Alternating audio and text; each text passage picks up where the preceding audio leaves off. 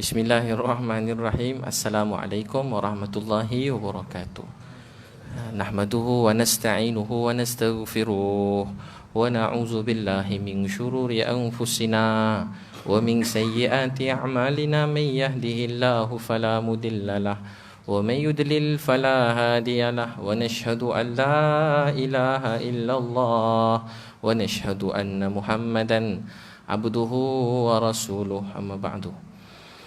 Alhamdulillah, tuan-tuan dan puan-puan sekalian, syukur kepada Allah kerana Allah Subhanahu Wa Taala telah memilih kita untuk duduk dalam majlis ilmu ni. Jadi Allah sayang kita, Allah pilih kita semua duduk sini. Jadi Allah yang sampaikan kita ke sini kerana Allah sayang. Jadi nak sebut nama Allah walaupun sekali,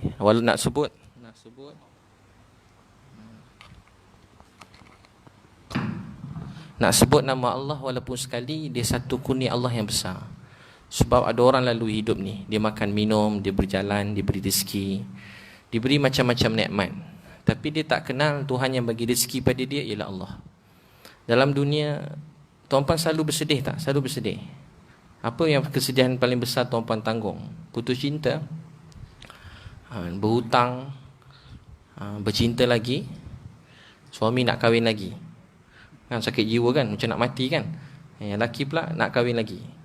Jadi tuan-tuan sekalian, macam-macam ujian datang dalam kehidupan kita kan. Tapi apa ujian yang paling besar sekali? Saya pernah tengok dekat Bangladesh, orang miskin. Dia punya miskin, dia letak jenazah kat depan dia, letak jenazah. Masa dia letak jenazah kat depan, jenazah disusun ni, lepas tu dia letak tabung. Letak tabung, ada setengah tempat tu. Bukan setengah tempat, sekali itulah saya nampak letak tabung. Lepas tu saya datang, saya masukkan duit dalam tabung tu. Ambil, masukkan duit. Saya kesian. Saya kata kesian dia orang ni, miskin sampai dia kata tolonglah bagi saya duit, bapak saya dah mati, keluarga saya dah mati, suami saya dah mati, dah tak ada siapa nak sambung, nak beli kepada saya begini-begini kan. Jadi dia pun, saya tengok, saya kesian. Tiba-tiba ada polis datang bawa kayu. Dia pun ketuk, macam cerita Hindustan tu, cerita Tamil kan. Dia pun ketuk jenazah tu.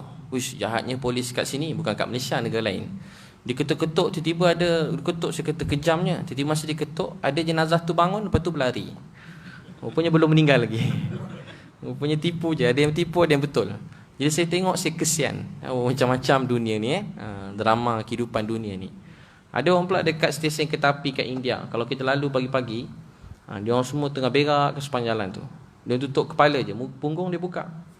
Sebab punggung sama je kan, begitu je macam mana kan. Tepi jalan dia tutup kepala je. Sebab orang tak kenal muka. Jadi aib tu kat muka, bukan kat punggung kan. Nampak punggung, tak nampak muka, tak tahu punggung siapa. Jadi yang penting muka tu tutup. Sebab tu kalau orang buat jahat, tutup muka. Sebab tu muka ni melambangkan wajah kemuliaan seseorang. Sebab tu dia di akhirat dia kata, satu orang yang di akhirat nanti muka dia, orang yang antara dosa yang besar, Allah buat wajah dia ni luruh. Wajah muka ni apa dia? Tinggal tulang. Dekat akhirat, wajah muka kita ni jadi tulang. Antaranya orang yang baca Quran, hafal Quran, kemudian melupakan Quran. Atau orang yang diberi peringatan agama, kemudian dia abaikan peringatan agama tu, maka di akhirat esok wajah dia tinggal tulang. Muka dia buruk. Muka dia buruk. Dalam fadilat sedekah diceritakan, ada satu orang akan kejar kita. Orang sangat buruk muka dia, dia kejar, dia nak peluk kita. Kita semua lari, dia lari. Sekali dia kata apa? Kenapa kau lari daripada aku? Kenapa lari? Akulah dunia yang kamu kejar-kejar masa dalam dunia tu. Allah zahirkan sebagai satu orang wanita, satu orang wajah manusia yang berwajah buruk dan akan kejar abang-abang semua ke akhirat. Itulah dunia. Sebab itu tuan-tuan dan puan-puan sekalian, mengenal apa musibah yang lebih teruk dalam dunia. Tsunami, gempa bumi, teruk kan? Tapi tahu tak apa yang lebih dahsyat lagi? Lebih teruk daripada tsunami, gempa bumi, ialah bila kita mati tak kenal Tuhan. Bila kita mati tak kenal Allah, ialah musibah yang paling besar sekali. Tak dapat sebut nama Allah, musibah yang besar. Mendengar nama Allah, tak dapat dengar nama Allah, musibah yang besar. Ada orang ada duit banyak, hebat. Mungkin Donald Trump, taklah orang lain lah, siapa-siapa kan. Hebat besar. Tapi dia ada miliki macam-macam dalam dunia, tapi dia tak kenal Tuhan dia ialah Allah. Kita semua dalam dunia dapat mengenal Allah ni kebahagiaan yang sangat besar, sangat berharga. Sebab itu orang-orang dulu, kita cuma bila melangkah, kita nampak apa orang kata kat kita. Tapi orang dulu, mereka melangkah, mereka fikir ada kehidupan akhirat yang akan mereka semua pergi. Sebab tu mereka kejar janji-janji Allah SWT. Orang beriman kejar janji siapa? Janji Allah. Cuba datang kursus 3 hari ni dapat bonus seorang 1,000. Agak ramai tak datang. Mesti tak ada yang tak datang kan? Jabatan lain pun datang. Kementerian lain pun tiba-tiba datang kan? Sebab seorang 1,000 3 hari. Mesti berebut-rebut. Tapi kalau tuan-puan nak tahu, pahala tuan-puan duduk sini 3 hari lebih besar pada duit RM1,000. Sahabat ni, mereka mengejar janji Allah. Satu pahala, kalau Allah tunjuk sekarang satu pahala, tunjuk slide show pahala, nampak je hati kita pecah mati, berkecai, mati kita semua. Satu pahala je Allah tak boleh tunjukkan dalam dunia. Tak boleh tunjuk. Lebih mahal pada 1,000. Maaf, mungkin lebih mahal daripada kereta Lamborghini kan. Ferrari, Lamborghini lalu, mesti semua pusing kepala tengok kan. Lalu Lamborghini tengok je terkesan. Tapi sebenar-benarnya apa dia?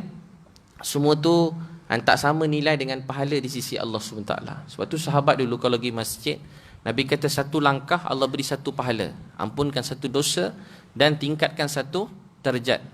Jadi sahabat Nabi pergi masjid awal, lepas tu dia pusing masjid. Abdullah bin Umar datang masjid awal, sahabat yang besar, yang berilmu besar, datang awal, pusing masjid, tawaf, langkah pendek-pendek, pusing masjid. Sebab mereka kejar janji Allah, bukan nak pahala, tapi sebab mengejar pemberi pahala tu, mengejar pemberi pahala tu. Sebab tu bila kita kejar janji Allah, Allah sayang kita. Lelaki perempuan, selalu siapa dapat hadiah? Lelaki ke perempuan selalu dapat hadiah?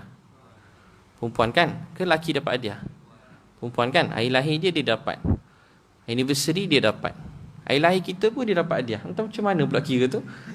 Hari lahir kita kena belanja dia makan. Jadi rupanya tak sebab perempuan selalu dapat hadiah. Cuba tengok muka orang perempuan kalau dapat hadiah, macam mana muka dia? Bagi hadiah, abang, dia punya muka kan. Ada orang perempuan dapat hadiah macam tu. Ya Allah, abang, baiknya. Macam tu orang perempuan kau dapat kan. Allah abang, betul ke? Ya Allah abang. Tu mesti banyak bagi tu kalau begitu bunyi dia. Ya Allah abang. Tu tanda dia happy, dia gembira. Tapi cuba kalau lelaki dapat hadiah, macam mana bang? Perempuan sampai sakit jantung. Dia punya terkejut dapat hadiah. Kalau lelaki dapat hadiah macam mana bang? Senyum je. Okey yang. Terima kasih. Hadiah ni bang untuk abang. Okey. Abang hadiah. Ya. Dah bergaduh pula dah. 3 kali je nak bergaduh dah. Tak apa, isteri pun tinggal. Isteri pun saja nak cari pasal. Isteri pun dah tahu dah suami dia macam tu, dia tunggu. Dia biar abang, dia tinggalkan abang. Esok dia tanya abang, abang, ataupun dah seminggu ke, abang hadiah tu dah cuba ke belum? Dia dah tahu dah memang dia nak bergaduh tu. Tu mulalah peperangan mula. Dia dah tahu lah. Dia kalau tanya, abang mana hadiah tu dah try? Dah? Suka tak? Suka? Dah pakai? Pakai macam mana pula kan? Rupa belum buka lagi bekas dia. Mana hadiah tu bang? Dah pakai kan? Dah ke belum? Dah ke belum? Belum. Isteri garang 3 kali dah dia belum.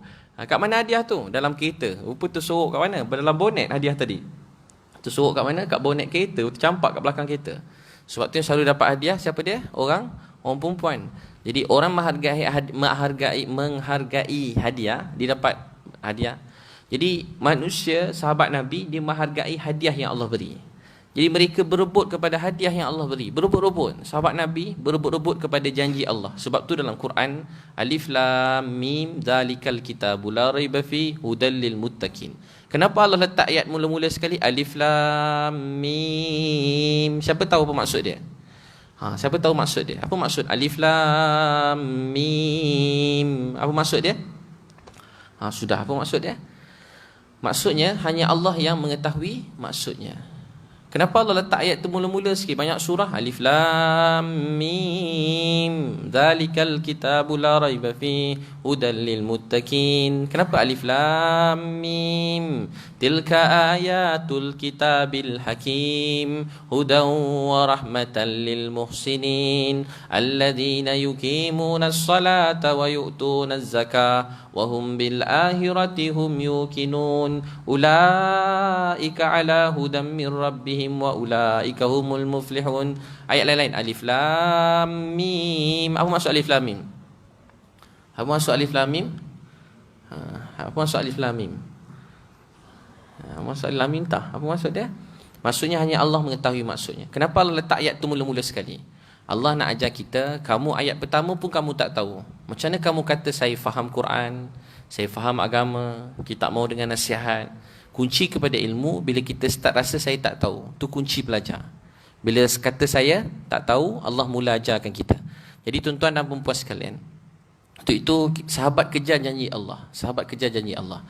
Ada seorang sahabat, ada orang komen kat sini, dekat Facebook ni, tulis tengok door to door. Sekarang program saya kat TV, door to door Abiliu, hari Sabtu 7.30 malam setiap minggu. Jadi tuan-puan tengoklah, sekarang dah episod ke-10, 11, 12. Tapi dia bukan cerita, bukan dibuat-buat, memang dia macam tu. Jadi kamera tu dia kena ikut je saya, ikut je, dia tak boleh apa, bukan buat-buat, bukan rancang. Okey, abang kena macam ni, lepas ni macam ni, tak ada. Dia ikut je, ikut dia dah mula, jalan je lah, dia ikut rakam. Ada bahan-bahan tak ada, sudah balik zikir lah, carilah bahan sampai sudah kan. Dia tak ada, memang pusing jalan je. Tapi memang ada je, macam-macam lah tengah jalan tu, macam kisah. Semua tempat kita gitu macam kisah terjadi. Kisah hidup manusia sepanjang jalan, dia orang rakam. Mana yang terlalu sensitif, dia orang belakan, kelakan mata dia lepas tu. Tutup sikit muka dia. Yang mana yang macam budak-budak kecil-kecil yang ni, yang mengandung ke bersalin ke, tutup muka dia. Tepi jalan. Jadi tuan-tuan dan puan-puan sekalian, ada seorang sahabat nama Abu Dahdah radhiyallahu anhu. Siapa nama dia? Abu Dahdah radhiyallahu anhu. Satu masa ada satu orang lelaki jumpa Nabi. Dia kata, ya Rasulullah, saya minta tolong sikit, minta tolong kat Nabi. Kebun saya ni, kebun warisan ayah saya, budak muda. Budak ni, kebun warisan ayah saya ni, saya nak buat pagar. Kalau tak, habis rosak semua sekali. Saya kena buat pagar. Tapi saya nak buat pagar, satu pokok besar, jiran saya punya, besar sangat, saya tak boleh buat pagar kat situ. Pokok tu menghalang, antara tu jauh. Jadi, saya tak boleh nak buat ni. Ya Rasulullah, saya nak beli dengan dia, dia tak nak jual, susah. Dia anak yatim. Maka Nabi SAW panggil jiran dia tu, panggil orang tua tu, panggil jiran tu, panggil dia. Sekali bila panggil tu, tak cakap apa kat dia. Nabi SAW beritahu, nak tak aku beli satu pohon tamar kamu yang besar tu, aku gantikan dengan satu pohon tamar dalam syurga. Kalau tuan-puan nak ke tak nak, Nabi offer. Pohon tamar kamu tu, saya gantikan dengan satu pohon tamar dalam syurga.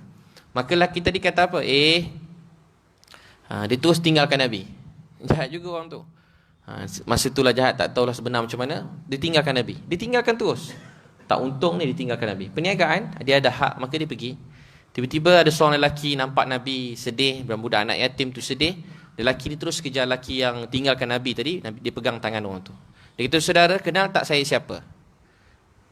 Saya Abu Dahdah. Saya Abu Dahdah. Ya, Abu Dahdah. Kamu Abu Dahdah? Dia kata, saya. Nak tak kalau saya berurus niaga dengan kamu? Saya nak bincang pasal perniagaan. Maka lelaki tadi terus happy. Sebab yang Abu Dahdah ni terkenal dengan kekayaan dia. Dia ada ladang yang besar dan dia punya banyak pokok. Sekali dia pun pergi beritahu, saya dipandang Nabi, ya Rasulullah, dijerit pada jauh, ya Rasulullah, kalau saya dapatkan pohon tamar ni, pohon tamar tu untuk saya dalam syurga. Dia nak pohon tamar tu, dia bubuk pohon tamar Nabi tadi. Pohon tamar tu, boleh tak saya dapat juga tak kalau saya tolong beli pokok ni, pokok dalam syurga tu untuk saya. Nabi kata, ya Abu Dahdah, pohon tamar tu dalam syurga untuk kamu. Maka Abu Dahdah kata, saya bagi kamu seluruh kebun saya. Patut offer lah sikit-sikit. Dia punya gairah nak syurga tu, saya beri semua kebun saya. Dalam kebun saya, rumah saya, rumah besar saya semua sekali perigi. Dalam kebun saya ada berapa ratus pokok. Saya bagi pada kamu, saya cuma nak satu pohon tamar kamu. Laki tadi terus terkejut. Biar betul orang ni kan, bagi sikit-sikit pun tak apa. Dah 10 pokok ke berapa tanah sikit. Dia nak bagi semua, nak beli satu pohon tamar. Laki tadi kata, betul ke aku setuju? Laki itu terus setuju. Dia pandang lagi Nabi kali kedua. Dia tak lepas tangan laki, tak selesai lagi. Ya Rasulullah, saya nak tanya, pohon tamar tu dalam syurga, sekarang dah ada ke belum? Laki tanyakan Nabi, ya Rasulullah, pohon tamar tu sekarang dah ada dalam syurga? Nabi kata, ya Abu Dahdah, pohon tamar tu dah ada dalam syurga sekarang untuk kamu.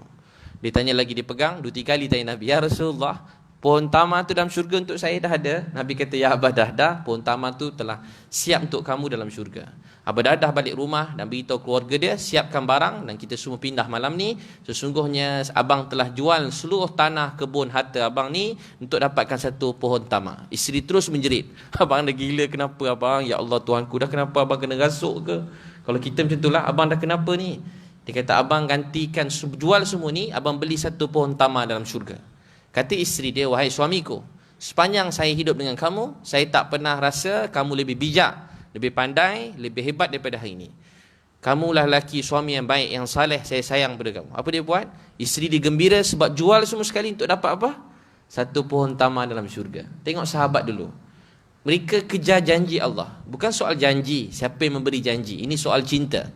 Siapa yang memberi janji itu? Allah, daripada mulut Nabi SAW. Maka dia kemas-kemas barang, dia pun pergi. Dan dia tinggal rumah yang kecil, dan agak buruk rumah dia bila dia pindah. Pengorbanan dia besar. Tiba-tiba masa perang Uhud, Nabi SAW kena serang. Saya ringkaskan, kena serang. Ada 70 sahabat mati syahid. Masa tu orang nak bunuh Nabi. Orang pukul Nabi ni daripada segenap arah, sampai Nabi pakai topi besi. Jadi topi ni diterkepit, ni semua berdarah ni. Ni semua berdarah. Topi tu hentak Nabi tak berhenti. Nabi tanya, mana jiran-jiran aku dalam syurga? Mana jiran-jiran aku? Sahabat-sahabat datang. Ada 7 sahabat yang mati syahid dalam mempertahankan Nabi. Dia datang pertahankan Nabi. Nabi tanya, mana jiran-jiran aku? Nabi tengah kena pukul teruk ni. Ni semua dah ni, topi besi ni tercengkam muka, dah terkepit dah. Dan kemudian gigi Nabi SAW semua telah patah. Sahabat-sahabat yang dengar ni semua menangis. Dan beberapa sahabat telah dengar dan dia menangis. Dan masing-masing patahkan gigi mereka. Mereka terlalu sayangkan Nabi. Dia tak boleh nak rasa apa yang Nabi rasa. Sayang kat Nabi. Macam tu sahabat cintakan Nabi SAW. Maka tiba-tiba tengah ni, salah seorang yang datang dalam 7 orang tu, tahu tak siapa dia? Tiba Abadah dah datang. Nampak Nabi. Nampak Nabi. Ya Rasulullah, pohon tamar untuk saya dalam syurga sekarang dah disiapkan. Ya Rasulullah, pohon tamar tu sekarang dah ada. Dia lawan dan dia pertahankan Nabi. Dia jaga Nabi. Dia jatuh dan dia mati syahid. Orang dulu dia kejar janji Allah ni dengan nyawa dia. Dia sayang agama ni lebih pada sayang nyawa dia sendiri. Dia berjuang untuk Islam ni lebih pada nyawa dia sendiri. Itu yang kita telah hilang nikmat tu. Kita tahu nikmat makan. Saya lah kuat makan sekali. Kita tahu nikmat kereta, nikmat rumah, nikmat isteri, suami, nikmat pakaian cantik, nikmat dunia ini, hotel yang mewah, yang indah. Kita tahu nikmat melancong, duduk dalam laut, dekat udara, terapung kat bulan, laut biru, putih. Kita tahu semua nikmat. Tapi kita telah terlupa yang sebenarnya kita memiliki nikmat yang paling besar sekali. Apa nikmat tu? Itulah nikmat Islam. Itulah nikmat Islam. Tuan-puan tahu tak apa yang tuan-puan miliki ni lebih berharga daripada segala-galanya. Orang yang paling miskin dalam dunia. Saya jumpa orang yang paling miskin dalam dunia.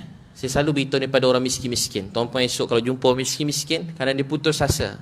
Beritahu pada dia, ada orang yang dalam saya Muslim, orang yang paling hebat dalam dunia, paling kaya, tak tahulah macam mana hebat dia, semua nak jadi macam dia. Tapi dalam hadis tu kata Allah takdirkan dia masuk neraka kerana tak ada iman. Dia telah ambil dan masuk dalam neraka. Sebelum masuk dia ambil, dia celup sekejap, celup, kemudian dikeluarkan. Allah tanya, "Hei fulan, pernah tak kamu rasa susah dalam dunia?" Dia kata, "Ya Allah, saya langsung tak pernah rasa susah dalam Allah tanya, "Pernah tak kamu rasa senang dalam dunia?" Sekali celup dalam neraka, dia tak pernah kata dunia tu senang. Ya Allah, saya langsung tak pernah rasa senang dalam dunia. Dia orang paling kaya dalam dunia. Dia orang paling mewah dalam dunia. Mungkin dia paling hebat hidup dalam dunia. Mungkin tak ada orang tak kenal dia. Mungkin dalam dunia dia orang nombor 1 dari segi keduniaan dia. Tapi dia ditakdirkan masuk neraka. Allah tanya, "Fulan, pernah tak kamu rasa senang dalam dunia?" Dia kata, "Ya Allah, saya langsung tak pernah rasa senang dalam dunia dulu." Tak berbaloi senang dalam dunia, akhir dicampak dalam neraka. Ada satu orang pula dalam hadis Nabi kata, orang yang paling teruk hidup dia, paling seksa. Tak tahu siapa. Orang yang paling seksa sekali. Tak tahu siapa. Mungkin orang tak ada 4 tangan kaki. Mungkin dia buta, dia pekak. Mungkin dia tercampak tepi jalan. Mungkin orang sepak-sepak dia. Mungkin begitu. Tapi orang macam ni ada dalam hadis kata, mereka ditakdirkan masuk syurga. Allah saja nak kita semua dengar. Allah ambil, masuk dalam syurga. Dia ambil dan dia dicelup sekejap. Kemudian dia letak sekejap, dikeluarkan. "Hei fulan, pernah tak kamu dalam dunia dulu merasai susah? Pernah tak susah dalam dunia dulu?" Tahu tak dia kata apa? "Ya Allah, saya langsung tak pernah rasa susah dalam dunia." Kalau kita terpaksa susah, kalau untuk kita masuk syurga, itulah segala-galanya. Berbaloi susah dalam dunia untuk masuk syurga. Tak berbaloi senang dalam dunia, akhir termasuk dalam neraka. Tak berbaloi. Untuk tu jangan korbankan agama kita, maruah Islam kita, kekeluargaan kita demi dunia sementara ni. Tak berbaloi langsung. Dunia ni sangat sementara. Untuk itu tuan-tuan sekalian, kita kena belajar begitu. Belajar berjuang dalam hidup. Belajar melihat sahabat-sahabat ni cintakan Nabi, sayang Nabi. Dia sayang Nabi lebih daripada nyawa mereka sendiri. Mereka sayang Nabi lebih pada nyawa mereka sendiri. Semua sahabat sayang Nabi lebih pada nyawa mereka. Nabi SAW tengah duduk macam ni. Nabi sedih tau. Nabi sedih. Nabi kata, aku rindu saudaraku. Sahabat kata, ya Rasulullah, kami saudara kamu. Nabi kata, tak, kamu sahabat, aku rindu saudaraku. Nabi kata, ya Rasulullah, kami saudara kamu. Tak, kamu sahabat. Saudara aku ialah orang yang tak pernah tengok aku, orang yang tak pernah dengar aku, tapi mereka beriman kepada aku seperti kamu beriman pada aku. Nabi SAW rindu pada kita semua. Tuan-puan pernah tak dalam hidup satu hari rindukan Nabi, teringatkan Nabi? Kalau tuan-puan nak sayang orang, nak rindu mana-mana orang, tergila-gila ke mana-mana orang, puji atau taksub pada seseorang, tak ada orang lebih layak dalam dunia ini melebihi lelaki ni. Nama beliau ialah Nabi Muhammad sallallahu alaihi wasallam. Nabi sallallahu alaihi wasallam lahir, ayah meninggal dunia. Hidup Nabi ni susah. Nabi beritahu pada sahabat, orang-orang Allah beri kemuliaan ialah pada orang-orang yang diuji dengan kesusahan. Di antara manusia yang paling banyak tanggung susah, Nabi-Nabi. Ada Nabi-Nabi yang digergaji, Nabi-Nabi digergaji. Ada Nabi-Nabi dibunuh, ada Nabi-Nabi disikat dengan sikat besi. Ada Nabi-Nabi dibunuh dengan begitu kejam. Nabi SAW kata, antara Nabi-Nabi yang paling banyak menanggung susah ialah aku, yakni Nabi Muhammad SAW. Betul tak Nabi susah? Nabi lahir, ayah meninggal dunia. Lahir, ayah meninggal. Kekasih Allah, lahir ayah tak ada. Masa dalam kandungan, ayah Nabi dah tak ada. Bila Nabi hidup, Nabi selalu ziarah kubur ayah dia. Mak dia bawa Aminah. Mak Nabi bawa Aminah. Aminah ni balik ziarah kubur Abdullah satu hari masa tu umur Nabi 6 tahun. Lalu kat kawasan nama Abwa. Tuan-tuan kalau pergi sana, pergi tempat ni. Nama tempat ni Abwa. Abwa ni sunyi sepi. Abwa ni sunyi sepi. Mana-mana ustaz-ustaz saya kalau dia cerita pasal Abwa ni yang saya sayangi, semua ustaz-ustaz saya ni menangis. Saya dulu tak menangis sangat. Tapi tak ke belakangan ni sikit baru rasa sikit lah. Oh begini, susah. Sebab apa tahu? Nabi balik-balik, tiba-tiba mak Nabi meninggal kat Abwa. Abwa ni sunyi sepi. Allah boleh ambil mak Nabi kat Mekah, kat Madinah. Tapi Allah ambil mak Nabi dekat Abwa. Lepas mak Nabi, antara perkataan Aminah yang masyhur, setiap yang muda akan tua, setiap yang hidup akan mati. Mak merasai inilah hari-hari yang tak akhir dalam hidup mak. Lepas tu Aminah meninggal dunia. Lepas dikebumikan, tak ramai orang uruskan. Nabi Ummu Aiman, pas balik Ummu Aiman kata, Nabi berlari kat kubur ayah dia. Nabi kata, mak tinggalkan saya, sedangkan saya tak ada siapa-siapa dalam dunia. Riwayat Bukhari, hujung usia Nabi ziarah kubur mak. Nabi SAW menangis begitu lama. Sahabat datang daripada belakang, Sayyidina Umar Khattab telah pujuk Nabi SAW, tanya, ya Rasulullah, kubur siapa ni? Kubur siapa ni? Nabi SAW kata, inilah kubur ibuku. Inilah kubur ummi, kubur ibuku. Tuan-tuan dan puan-puan sekalian, orang yang Allah sayang, bapak tak ada, mak meninggal dunia. 8 tahun datuk meninggal dunia. 8 tahun datuk meninggal dunia. Abdul Muttalib ni, wahai Muhammad, mari sini duduk dekat dengan Nabi. Orang lain tak pernah budak-budak boleh duduk dengan menteri-menteri ni. Nabi Muhammad duduk sekali dengan Abdul Muttalib. Dia kira raja lah masa tu, orang besar. Menteri nombor satunya duduk sekali, duduk sama-sama. 8 tahun datuk Nabi SAW meninggal dunia. 8 tahun datuk Nabi meninggal. Allahu Akbar. Anak Nabi baru buat dakwah. Anak Nabi yang nama sulung nama Zainab radhiyallahu anha. Zainab ni susah daripada lahir. Kalau dalam hadis sahabat, ada seorang wanita cantik datang pada seorang lelaki waktu petang. Lelaki tu terbaring dengan kotor-kotoran, berdebu. Wanita tadi, remaja yang cantik tu datang dan bersihkan lelaki tadi. Dan lelaki tadi berkata pada wanita tadi, wahai anak kesayanganku, naikkan kain atas dada kau. Masa tu belum turun perintah menutup aurat. Wahai anakku, anak dia menangis dan kata, wahai ayah, siapakah yang tergamak buat macam ni pada ayah? Kesian ayah. Kesian ayah. Siapa yang tergamak buat macam ni pada ayah? Lelaki tadi kata, wahai anakku, tak ada apa-apa, sikit je. Tahu tak siapa lelaki tadi? Itulah Rasulullah sallallahu alaihi wasallam. Dan wanita yang datang setiap petang bawa kain tadi, nama dia Zainab radhiyallahu anha. Nama ni patut menjadi sebutan dan bagi setiap anak-anak kita. Sekarang anak-anak kita tak kenal Zainab radhiyallahu anha. Anak-anak saya, anak kita tak kenal Zainab. Tak tahu siapa Zainab. Apa susah payah dia untuk agama ini. Zainab radhiyallahu anha jaga Nabi masa kita semua tak ada kat sana. Akhirnya Zainab ni dia kena, daripada kecil dia susah. Suatu hari dia balik lepas perang, masa perang Badar, dia bekas suami dia. Masa tu mula-mula dulu boleh kahwin, yang ni semua boleh kahwin. Zainab kahwin dengan satu orang dan lepas tu dia bercerai, dia bukan Islam. Maka waktu tu Zainab nak tebus bekas suami dia. Dia bawa satu rantai tu milik Khadijah radhiyallahu anha. Itulah harta terakhir Khadijah radhiyallahu anha. Khadijah ni Nabi sayang, tengok je rantai tu. Terus Nabi nangis, semua para sahabat dekat tu semua nangis. Tengok satu rantai, semua menangis. Tahu tak sebab apa? Itulah harta milik Khadijah radhiyallahu anha. Nabi bebaskan suami Zainab, kemudian saya ringkaskan, dia dibebaskan begitu saja. Masa dia nak hantar bekas suami dia, ada orang kata tu anak Nabi Muhammad, dia telah dikejar, perambat ramai-ramai.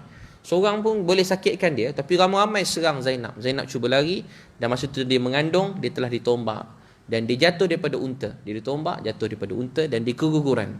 Masa jenazah Zainab sampai depan Nabi, Nabi SAW menangis. Nabi kebumikan, Nabi kata, ya Allah, ampunkan dosa Zainab radhiyallahu anha. Semua sahabat menangis. Apalah dosa anak Nabi yang daripada kecil jaga dan berjuang untuk Nabi sallallahu alaihi wasallam. Jadi ni nama-nama anak Nabi patut kita kenal, yang mana telah berjuang bersusah payah untuk kita semua. Tuan-tuan dan puan-puan yang saya sayangi sekalian, untuk itu kita kena kenal anak-anak Nabi, sayang Nabi, dan lihat perjuangan mereka. Lihat perjuangan mereka, susah payah mereka untuk agama. Masa saya lihat pengorbanan mereka, susah payah mereka. Sebab tu kita semua dapat Islam. Kalau orang dulu tak berjuang untuk Islam ni, kita semua tak dapat Islam. Hari-hari orang datang pada Islam, hari-hari orang datang pada Islam. Tak berhenti orang nak belajar Islam. Untuk tu kita kena berjuang untuk agama ni sungguh-sungguh. Dengan diri, harta, nyawa kita sendiri, kita hidupkan Islam ni. Boleh semua sekali ada seorang sahabat, tuan-puan larat lagi dengar, ke rasa macam nak meninggal? Siapa dah meninggal dah? Belum lagi. Bagus KBS, semua dengar khusyuk ceramah, menangis-nangis semua sekali. Tak ada yang tidur lena. Bagus dengar khusyuk, tak ada yang main handphone. Kalau besok ni semua rakam semua sekali. Ya Allah, cemerlang. Apa tadi dah lupa dah. Sebab cemerlang ni sangat, tuan-puan dah tak tahu apa nak cakap dah. Hilang dah. Jadi tuan-tuan dan puan-puan sekalian, ada seorang sahabat, nama dia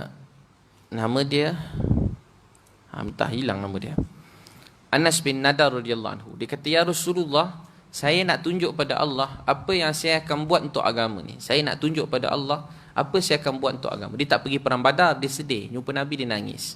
Masa perang Uhud, musuh datang berbelakang. Islam tersebar dengan dakwah kasih sayang. Perang ni jalannya paling akhir. Ambil semangat jihad mereka dalam kita membantu masyarakat, dalam kita mencari rezeki yang halal, jauhi rezeki yang haram, jauhi perkara yang haram. Kita ambil semangat-semangat perjuangan orang dulu. Tuan-puan jangan terpengaruh, jangan cerita-cerita perang ni tak bagus. Ada orang cakap kat saya, tak bagus cerita, nanti orang nak berperang. Tak, jangan terpengaruh. Tengok anak-anak kita, dia tak kenal sahabat. Dia kenal siapa? Dia kenal Ultraman, Transformers, Avenger, Thor, apa lagi? Batman, Superman. Bukan anak, bapa-bapa pun kenal. Ni tanya mak, semua kenal lah. Bapa ni semua kenal kan. Avenger, belum habis cerita yang barunya. Tak habis lagi kan. Tengok Avenger, tengok Captain America kan. Tengok apa lagi, Incredible Hulk kan. Warna hijau orang. Budak-budak kita semua suka. Sebab tu cerita lawan-lawan semua suka. Anak kecil-kecil suka. Sekarang cerita apa? Cerita Pipin lagi, apa satu yang gaduh-gaduh sikit apa? Boy kan. Semua tahu bapak ni. Sekarang lagi lepas Boy apa pula? Ejen Ali. Tengok semua bapak tahu. Anak tak Boy, Ejen Ali. Tak Pipin. Anak perempuan ada sikit cerita. Tu dah tahu tak sebab budak-budak suka cerita macam tu. Memang Allah buat fitrah budak muda ni memang macam tu. Dia kira memang dia nak berjuang je. Tapi sekarang kita orang putih kata orang Islam teroris. Jadi dia buat cerita dia lagi teruk. Satu dunia meletup. Habis hari-hari ke bumi dunia, terbelah 8 dunia ni. Malaysia tak tahu kat mana masa tu. Terbelah semua sekali. Dia orang selamatkan dunia. Cerita sahabat tak adalah sampai terbelah dunia semua sekali, terbelah bumi semua sekali. Cerita-cerita, tapi cerita sahabat ni patut kita cerita pada anak kita. Biar anak-anak kita kenal sahabat, mereka cinta dan sayang pada sahabat. Boleh insya-Allah tuan-puan cinta sayang pada sahabat, kasih pada sahabat. Saya kecil-kecil dulu, saya nakal. Adik-beradik saya 12. Satu hari tu kat rumah saya, bapak saya, mak saya sayang dia orang. Baik semua sekali. Tapi itulah keluarga saya dulu kan, belum betul-betul kenal Tuhan, tak kenal Allah. Saya Cina. Tahu kan ke tak tahu? Tak tahu, saya Cina. Saya pergi daftar surat beranak-anak. Sekali dekat situ dia kata anak ustaz keturunan Cina. Saya pun tanya dia, kenapa anak saya Cina pula? Yalah encik keturunan Cina ni, lupa pula Cina. Sebab hari-hari ceramah lupa dah kan. Cina rupanya saya ni.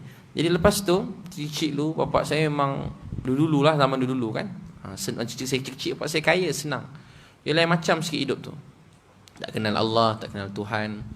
Saya pula kecil-kecil dulu degil. Degil betul bang. Sampai bila degil je kan, cikgu kata, ada cikgu tu kata, tak boleh buat apa dah. Tak boleh buat apa dah, banyak makan babi. Dulu pada belakang cikgu tu lalu, tak boleh buat apa dah, banyak makan babi. Dulu rakam dalam ni dengan bunyi kuat, pakai mic. Dan dia cakap, sambil lalu je dulu. Degil, kecil tu. Pada kecil suka matematik dengan suka cerita polis dengan perompak masa kecil tu. Tapi bukan nak jadi polis, nak jadi perompak. Jadi kerja merompak. Habis pada darjah 4 merompak. Join budak-budak besar, merompak pasar raya. Pasar raya merompak. Merompak, masuk sumpah pasar raya. Kawan-kawan saya budak besar-besar. Macam itulah hidup saya. Dari kecil-kecil tu. Kawan budak besar-besar. Merompak. Hobi betul merompak tu. Pantang. Kat sekolah macam tu juga. Kawan nak pinjam tip game, janji nak bagi. Girlfriend ni minta, dia bagi kat girlfriend. Bukan girlfriend budak perempuan. Kau main, budak lawa minta, tak bagi kita. Saya pindahkan beg tu semua sekali. Sorok belakang tandas. Habis satu beg tip game. Cikgu suruh saya tolong cari. Sebab saya pengawas. Saya tolong cari. Tolong cari. Buat cari satu kelas. Rupa kita dah sorok belakang bilik air dah kan. Dulu kecil degil. Macam-macam lagi lah. Tapi satu hari bila saya dengar seorang cikgu matematik saya dalam kelas kata, tinggal satu solat 80 tahun dalam neraka. Masa saya dengar tu saya nangis. Tak berhenti saya nangis. Satu hari akhirat 1000 tahun dunia. Pakai terompah, otak kita menggelegak. Saya dengar tu, tahu tak cita-cita saya yang pertama apa dia? Saya tak nak mak ayah saya masuk neraka. Saya tak nak keluarga saya masuk neraka. Saya nak mak ayah saya masuk syurga Firdaus. Saya nak mak ayah saya masuk syurga.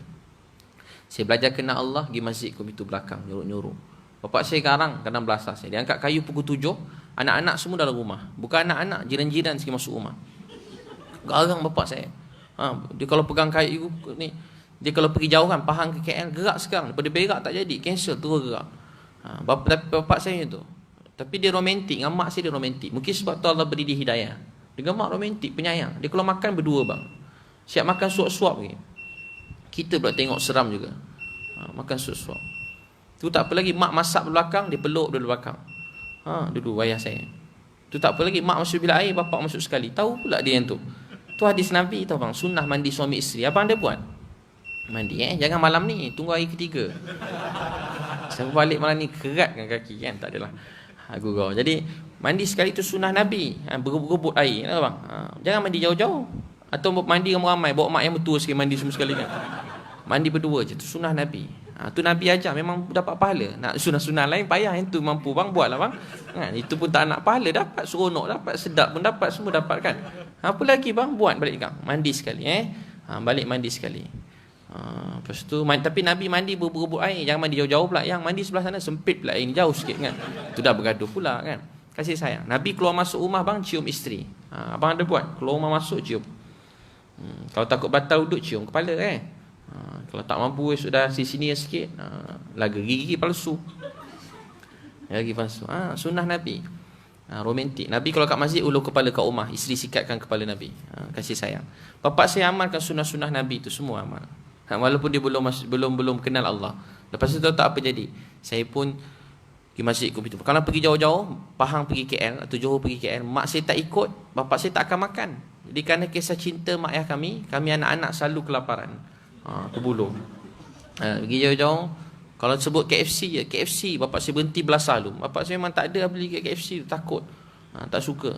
Apa orang Melayu cakap orang putih pula, kita Cina pun cakap Melayu. Dulu-dulu lah, macam saya punya Melayu tu apa, tak percaya kan. Dulu lah kecil-kecil tu kan. Punya sayang Melayu tu, bahasa Melayu tu kan. Bapak saya lah mengajar tu. Dia memang sebenarnya tak apa pandai juga bahasa Inggeris tu sebenarnya. Orang Melayu cakap Melayu lah, ni nak pakcik bapak saya bukan main lagi. Aduh, masa kecil dulu. Tu bapak saya. Dia beli barang berbagi, Melayu sama Melayu, bagilah murah sikit. Bapak saya Cina Melayu masa bila pula kan. Saya pun terkejut, bila pula bapak aku jadi Melayu ni. Pagi-pagi beli barang kan. Lepas tu sampai mana tadi dah hilang. Tu bapak saya, dia romantik. Tapi satu hari dengan anak-anak, dia tak pernah cakap dengan anak. Tak pernah cakap. Saya anak ke-10 daripada 12. Saya dalam bilik, saya nyorok baca Quran hadis dalam bilik. Tengah-tengah saya baca, mak saya datang dekat. Mak saya seksi juga, lawa lah mak saya. Ialah tengok anak handsome macam mana kan. Dia rasa macam nak muntah lah. Mak saya duduk, mak saya dekat dengan Allah, belajar semayang. Mak saya baik, saya sayang dia berubah. Makin banyak berubah sampai hari-hari takhir dalam hidup dia. Dia sangat suka cerita Nabi, dia dakwah anak-anak saudara suruh jaga semayang. Dia betul-betul luar biasa. Tapi bapak saya tak nampak jalan masa tu. Saya pun doa hari-hari. Bapak saya baik, saya sayang dia. Dia lagi sayangkan saya. Dia sempurna, tak ada apa kurang. Tengah-tengah saya baca Quran hadis, tiba ayah saya datang dekat dengan saya. Dia pegang kaki saya. Dia masuk bilik. Aduh, tak kunci pintu. Saya pula masa tu dakwah semangat gila. Saya daripada satu memang habis semua saya dakwah bang. Memang macam tu. Tak kira siapa, semua saya dakwah. Kawan saya yang satu dulu masa saya satu, saya ajak orang masuk Islam 7 orang. 4 kekal sampai sekarang, 3 tak kekal. Semangat berdakwah. Semua saya dakwah. Polis tahan saya pun saya dakwah dia. Tak lesen cik-cik. Lepas kena saman ceramah, pegang tangan polis tu. Pak cik pergi masjid sama-sama main zuhur. Allah marah nanti. Kenapa zuhur buat Roblox main zuhur? Dulu kecil. Sekarang tak lah. Sekarang baik dengan polis, selalu ceramah kat Bukit Aman kan. Jadi pegang masa tu. Pak cik sampailah sekali bila saya lalu, dia tak tahan lah saya. Biarlah budak ni jalan je kan. Sebab kalau berhenti memang saya pegang tangan 2-3 orang saya pegang. Saya macam tu. Budak tengah lumba motor tahan. Budak geng besar-besar ni tahan motor. Berhenti. Allah yang jadikan kita. Budak tengah angkat tayar, tunggulah turun dulu tayar dia kan. Tengah wili-wili semua tembok jalan semua singgah. Kedai-kedai semua singgah. Lepas beli barang ceramah kawan jual kedai tu. Pak cik, Allah jadikan kita jaga solat pak cik kat masjid. Zaman Nabi laki semai kat masjid dulu-dulu. Habis semua ceramah kat kampung tu. Satu kampung kenal. Sampai orang tak nak buka pintu kalau saya datang. Jumpa anak kunci pintu, takut. Yang bukan Islam lagi lah. Memang semua tak kira. Habis semua saya dakwahkan. Sedara ke apa semua situ habis semua sekali. Semua saya ceramah. Nak ceramah. Cikgu sains, ada seorang cikgu sains tu. Saya pegang kaki dia. Cikgu tolong mengucap. Saya sayang kat cikgu. Tak nak cikgu masuk neraka. Terkejut cikgu Cina tu lari dia. Dulu kecil-kecil. Sekarang tak macam tu lah. Tak betul juga buat cepat paksa orang kan. Tapi dulu kecil tu semangat. Bukan buat-buat. Dia memang tiba-tiba kan. Tengah saya baca Quran hadis, ayah saya datang dekat saya. Bi, boleh tolong ayah tak? Boleh tak ajar ayah kenal Allah? Ajar ayah sembahyang. Ayah saya nangis tak berhenti. Saya pun nangis. Saya pun pegang ayah saya. Saya pun bawa ambil wuduk. Dia nak sembahyang. Kami nangis sama-sama. Saya jadi imam, dia makmum. Sepanjang sembahyang saya nangis. Bi, habis sembahyang, Allah maafkan ayah tak? Ayah begini. Ayah nak tahu tak siapa yang pilih ayah sembahyang kenal Allah? Kalau ayah nak tahu, bukan Ibi, bukan mak. Yang pilih ayah hari ini dapat kenal Allah, dapat sembahyang, ialah Allah Subhanahu wa ta'ala. Dan Allah yang maha baik tu sedang menyaksikan ayah sekarang. Ayah saya terus menangis tak berhenti. Itulah hari yang paling bahagia dalam hidup saya selama-lamanya. Dan sebab itu saya gembira dapat tengok orang datang pada Islam. Saya gembira. Saya suka nak tolong orang masuk Islam. Siapa nak belajar Islam, saya gembira nak tolong dia. Dia tak masuk Islam pun saya sayang. Agama apa dia pun saya sayang. Adik-beradik saya ada 6 orang bukan Islam. Saya sayang dia. Hari-hari saya doakan dia. Ada Buddha, ada Kristian, ada macam-macam agama. Tapi saya sayang dia dunia dan akhirat. Sampai saya mati dengan nyawa saya sayang keluarga saya. Tapi saya berusaha dan menangis berdoa setiap hari supaya mereka dapat kenal Tuhan yang sebenarnya. Sesungguhnya tiada Tuhan melainkan Allah. Tiada Tuhan melainkan Allah. Bukan cerita-cerita, dia betul-betul terjadi. Semua tertulis dalam Quran, terjadi dalam dunia. Sains beritahu 100, 200, 300 tahun ni Islam tulis pasal semua sekali bumi, langit, bulan, manusia, kejadian hujan 1400 tahun yang lalu. Dia bukan cerita-cerita. Sebab Quran bukan orang yang cakap, bukan daripada manusia, daripada Tuhan yang menjadikan segala sesuatu. Jadi 70-80% Quran tentang dunia ini semua terbukti dengan jelas dengan sains yang terjadi hari ini. Jadi Allah telah beritahu 1400 tahun yang lalu. Untuk Islam ni bukan cerita-cerita, dia betul-betul sebenar-benar. Itu kita kena doakan semua orang supaya dapat Islam, dapat kenal Allah. Boleh semua sekali? Itu kita kena rasa sayang. Kita sebuah keluarga. Kena sentiasa bangunkan satu sama lain. Nasihat menasihati. Doakan malam-malam, doa nangis. Surah pertama turun kat Nabi, Iqra. Asas manusia jadi baik ilmu. Tuan-tuan kena rajin duduk majlis ilmu, menyampaikan ilmu. Kedua, Ya Ayyuhal Mudassir. Surah kedua turun kat Nabi, wahai orang berselimut, jangan malas. Bangun, wahai orang berselimut. Kum fa'anzir. Bangun, beri peringatan. Ini Nabi balik pada Gua Hira tu menggeletar. Takut lepas dapat surah Iqra tu sejuk. Berat, macam satu dunia lebih berat daripada gunung ganang tak sanggup tanggung. Nabi dah tanggung. Terbaring Nabi, letak selimut tutup. Allah beritahu, Ya Ayyuhal Mudassir, kum fa'anzir wa rabbaka fakabbir. Wahai orang berselimut, kum fa'anzir. Bangun, beri peringatan. Wa rabbaka fakabbir. Besarkan Tuhan kamu. Dan kat dunia ni berat berbahanan. Tuan-tuan tengok keadaan anak muda, keadaan orang tua, lelaki, wanita, keadaan dunia, negara, sebagainya. Untuk tu jangan berselimut. Bangun dan beri peringatan. Apa peringatan yang patut kita ingatkan? Wa rabbaka fakabbir. Besarkan Tuhan kamu. Bila hati manusia ada kebesaran Allah, dia tak menipu. Bila manusia ada kebesaran Allah, dia tak beri rasuah, tak makan rasuah. Orang yang ada kebesaran Allah, dia tak fitnah orang, tak mengumpat orang. Orang yang ada kebesaran Allah, dia tak hina mana-mana manusia. Orang yang ada kebesaran Allah, dia tidak jatuhkan mana-mana orang. Orang yang ada kebesaran Allah, dia tak berebut dunia. Orang yang ada kebesaran Allah, dia tak putus kehubungan dengan mak ayah, adik-beradik, silaturahim. Orang yang ada kebesaran Allah, dia akan jadi jujur, amanah dalam hidup dia. Surah ketiga turun pada Nabi, ya ayyuhal muzammil qumil laila illa qalila. Allah perintahkan kita semua bangun malam. Wahai orang berselimut, qumil laila illa qalila. Wahai orang berselimut, qumil laila, bangun waktu malam, illa qalila, melainkan sedikit. Malam nangis, doa. Ya Allah, saya sayang manusia, saya doa. Ya Allah beri hidayah. Malam-malam nangis pada Allah. Itu bagi masa sebelum subuh, bangun awal sikit sembahyang tahajud. Hari-hari. Jaga solat fardu subuh kat masjid. Siapa niat nak jaga solat fardu 5 waktu, angkat tangan, berjumaah. Masya Allah. Jangan tinggal sembahyang Jumaat dah abang kakak semua. Betul. Hidup kita berubah. Sekarang saya boleh beritahu siapa bahagia, siapa tak bahagia. Siapa berjaya dalam hidup, siapa tak berjaya. Sekarang saya boleh beritahu. Tahu tak siapa? Orang yang jaga solat awal waktu berjemaah. Bila lagi bang, kita pun dah makin tua dah. Bukan hidup lama sangat, sikit lagi. Tak berapa baki hari tinggal. Bila lagi nak sembahyang kat masjid? Sembahyang kat masjid. 5 waktu sembahyang kat masjid. Saya sekali ada masalah, terpaksa, itu lain cerita. Tapi 5 waktu niat kat masjid, boleh? Siapa sembahyang subuh berjemaah, Allah kata ni orang aku jaga dia. Siapa nak jadi orang Allah, angkat tangan, nak jadi orang Allah. Siapa nak jadi orang Allah, sembahyang subuh berjemaah, lelaki. Wanita kalau tak sesuai atau tak ada kemampuan ni, sembahyang subuh awal waktu kat rumah pun boleh. Sembahyang subuh berjemaah kat masjid. Nabi sebut siapa sembahyang subuh berjemaah, ni orang aku jaga dia. Dia jaga sembahyang. Jaga sembahyang, jaga hubungan dengan Allah SWT. Seluruh dunia ni, 7 petala langit, 7 petala bumi ada dalam solat. Bila kita solat, kita bercakap dengan Allah. Siapa dia Allah? Malaysia ni siapa punya? Siapa punya Malaysia ni? Allah punya. Amerika siapa punya? China siapa punya? Indonesia siapa punya? Ada 18,000 pulau kat Indonesia, siapa punya? Singapura siapa punya? Bumi siapa punya? Langit siapa punya? Hutan-hutan, lautan siapa punya? Bulan, matahari, bintang siapa punya? Siang siapa punya? Malam siapa punya? Kita siapa punya? Lidah kita siapa punya? Tangan saya siapa punya? Jantung saya siapa punya? Kaki kita siapa punya? Kereta kita siapa punya? Rumah kita siapa punya? Anak isteri kita siapa punya? Semua sekali siapa punya? Allah yang punya. Tentu kalau kita solat, kita sedang bercakap dengan Allah. Riwayat Bukhari, bila tuan-puan solat, Bismillahirrahmanirrahim. Allah kata, dengan nama Allah Maha Pemurah, Maha Penyayang. Ya Allah, terima kasih sayang saya. Hamba aku sedang memuji aku, membesarkan aku. Alhamdulillahi Rabbil Alamin. Segala puji bagi Allah, Tuhan sekalian. Allah kata, hamba aku sedang memuji aku. Allah jawab, setiap ucapan kita tu ada jawapan dia. Rupanya lepas baca Fatihah, setiap ayat kita sedang bercakap dengan Allah. Bila kita solat, kita sedang cakap dengan Allah. Siapa dia Allah? Mempunyai semua sekali. Suruh raja-raja dalam genggaman ni. Betul ke tak? Ada orang kata kalau banyak duit lambat sikit mati. Betul? Orang kata, macam ya juga kan. Macam boleh jumpa doktor pakar, lambat sikit mati. Itu usaha, tak salah. Tapi saya nak beritahu tuan-puan sekalian, mati tak akan tercepat sesaat, tak akan terlambat, walaupun sesaat. Ayat Quran takkan salah. Tak tercepat sesaat, tak terlambat sesaat. Apa bukti dia? Orang paling kaya Fir'aun dah mati. Orang paling kaya Nabi Sulaiman pun dah meninggal dunia.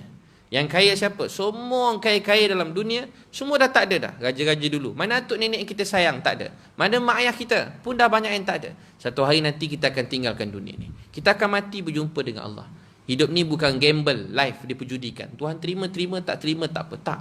Kita kena berusaha sehingga Allah terima kita. Allah kata dalam Quran, jangan kau mati. Allah kata, jangan pernah kau mati. Jangan kau mati. Melainkan mati sebagai orang Islam. Allah beritahu, perintah kepada kita. Perintah supaya kita berusaha kuat. Jangan perjudikan hidup ni. Kita kena mati sebagai apa? Orang Islam. Islam. Untuk itu tuan-puan sekalian, kita niat insya-Allah jaga solat, jaga agama, jaga sembahyang jemaah 5 waktu. Jadi anak-anak solat, cakap kebaikan. Mudah-mudahan Allah SWT terima. Baik. Kita doa sikit. Bismillahirrahmanirrahim. Ya awwalal awwalin wa ya akhiral akhirin. يا ذا قوة المتين ويا رحم المساكين يا أرحم الراحمين يا أرحم الراحمين يا أرحم الراحمين يا أرحم الراحمين يا أرحم الراحمين. Ya Allah, Tuhan kami yang sangat sayang kami. Ya Allah, Tuhan yang sedang melihat kami hamba-hamba-Mu sedang menadahkan kedua belah tangan kami. Ya Allah, terima kasih sayang kami, jaga kami selama ni. Dari kami kecil sampai sekarang, Satu hari dulu Engkau kutip kami ya Allah, ada antara kami daripada longkang tempat yang kotor. Kami tak kenal Engkau ya Allah. Hari itu Engkau selamatkan kami. Kau ajar kami kenal Engkau, Kau ajar kami sembahyang. Kami kenal Nabi Muhammad, kami kenal usaha dakwah yang mulia. Ya Allah, semenjak itu hidup kami sikit-sikit dah berubah. Kami dah tak susah lagi, kami ada Engkau. Ya Allah, terima kasih sayang kami. Terima kasih beri kami Islam. Kami tak tahu macam mana kami nak ucapkan. Kami tak tahu apa perkataan yang patut kami pilih, bagaimana kami nak ungkapkan. Tapi kami sangat berterima kasih sebab Engkau beri kami Islam. Ya Allah, terima kasih beri kami Islam dan keadaan kelalaian kami. Terima kasih beri mak ayah kami Islam. Ya Allah, terima kasih beri keluarga kami Islam. Ya Allah, terima kasih beri kami semua Islam. Ya Allah, terima kasih sayang kami, jaga kami Islam ini. Ya Allah yang maha baik, maha penyayang. Ada 7 bilion manusia dalam dunia, 5 bilion orang belum Islam. Bila hidayah mereka dapat kenal Kau, mereka sumbai baik ya Allah. Kami, akhlak kami tak macam Nabi, sifat kami tak macam Nabi. Orang tak dapat nak faham Islam ini. Kami minta maaf, minta ampun ya Allah. Ya Allah, kami minta maaf, minta ampun. Ya Allah, kami minta maaf, kami minta ampun. Kami sungguh-sungguh minta maaf, minta ampun. Kalaulah mereka semua bertemu dengan Nabi dan sahabat, mereka insya-Allah mereka kesemua akan faham Islam ini. Tapi mereka hidup dengan zaman kami ya Allah. Kami yang kurang memahami dan menikmati dan berakhlak dengan akhlak Islam ini. Ya Allah, maafkanlah kami semua. Ahli keluarga kami yang kami sayangi, yang belum dapat kenal Kau, berilah dapat kenal Kau. Mereka semua baik-baik, kami sayang mereka. Kami percaya ya Allah, hati manusia dan genggaman Kau, Kau boleh balik-balikkan hati manusia dengan keajaiban-Mu, kebesaran ketinggian-Mu, kekuatan kebesaran-Mu ya Allah. Kau berilah hidayah pada orang-orang yang kami sayanglah hidup kami. Ya Allah, kami tak lebih hidayah pada orang yang kami sayang. Kau beri hidayah pada siapa orang yang Kau nak. Ya Allah, maha baik, maha penyayang. Ampunkan dosa mak ayah kami, kasih sayangi mereka. Mereka menyayangi kami semenjak kami kecil. Ya Allah, kasih anak-anak kami, ahli keluarga kami semua sekali. Ya Allah, sayangi, terimalah ya Allah. Ya Allah, terimalah anak-anak isteri kami ya Allah. Ampunkan dosa orang yang kami sayangi. Ya Allah, beri kesihatan yang baik. Kami maafkan semua kesalahan pasangan kami pada kami.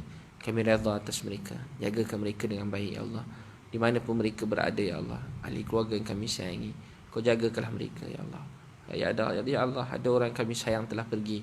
Ya Allah, Kau ampunkan dosa mereka, hadiah kami ke syurga Firdaus-Mu. Mak ayah yang kami sayangi, hadiah kami ke syurga Firdaus-Mu. Ketika ini ya Allah, gembirakanlah, bahagiakanlah mak ayah kami. Biarlah mak ayah kami tersenyum walau di mana pun mereka berada. Ya Allah, jagakan mak ayah kami. Ya Allah, jagakan mak ayah kami di sana. Ya Allah, jagakan mak ayah kami ya Allah. Maafkan semua salah silap mereka. Ampunkan semua dosa-dosa mereka. Ringankan hisab mereka. Ampunkan dosa mak ayah kami. Ya Allah, kalau ni hari-hari terakhir kami dalam hidup, baki-baki hidup kami, kalau kami pergi dulu daripada dunia ini, kalau kami cuma nak Kau maafkan kami, jangan marah pada kami. Ya Allah, peliharalah orang-orang yang kami tinggalkan, istiqamah, istikhlas atas Islam ini. Ya Allah, terima kami semua, berkati sepanjang 3 hari kami di sini. Jadikan 3 hari ini asbab kebaikan hidayah buat kami semua. Ya Allah, jadikan 3 hari ini buat kami makin dekat pada Engkau. Jadikan 3 hari ini buat kami makin sayang keluarga kami. Jadikan 3 hari ini ya Allah, buat kami jadi langkah pertama lah hidup kami dapat jaga sembahyang Jumaat. Langkah pertama untuk kami menjadi seseorang lah hidup. Ya Allah, telah banyak masa berlalu yang telah kami sia-siakan. Kami minta maaf, minta ampun. Ya Allah, kami tahu Engkau tengok kami. Kau tak pernah tinggalkan kami dari dulu sampai sekarang. Kau dengar doa kami.